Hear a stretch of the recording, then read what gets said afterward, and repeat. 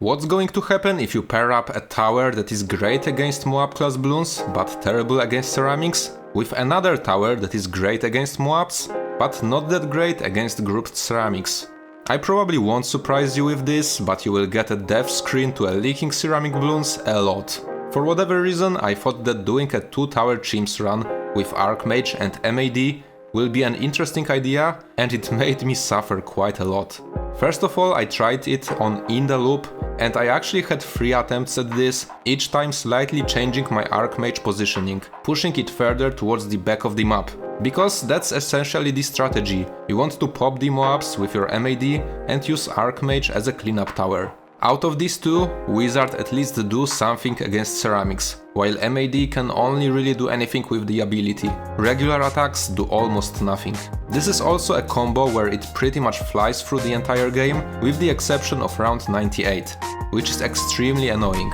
It's very easy to get overwhelmed with ceramics if you pop Moabs too fast, and if you pop them too slow, they will get too close to Archmage and then everything pops at once anyway, and you still die.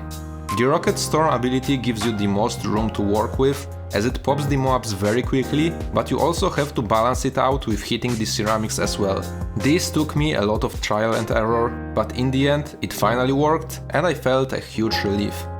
Well, I guess I must hate my life, because I've decided to try it once again, this time on Tin Carton, and here I'm going to surprise you, but round 98 was not the hardest round. I actually struggled the most with starting with the Wizard in this spot near the end. That's pretty much the only place where you can have him if you don't want to pop Moabs near the start and have good coverage for ceramic cleanup. In the end I had to do a lot of micro, plus I had to perfectly time the rocket to destroy some Bloons, and that let me get through the start. It legit took me like 20 to 30 minutes just to figure it out. Other than that, this map was so much easier than In the Loop.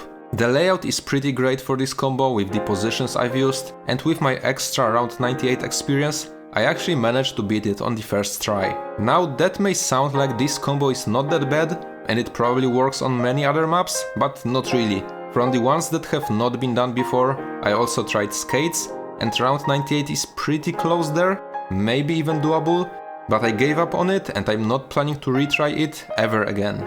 And I think that's the closest one out of the ones that are left to do. Anyway, that's it for this video, thanks for watching, don't forget to subscribe and see you in the next videos.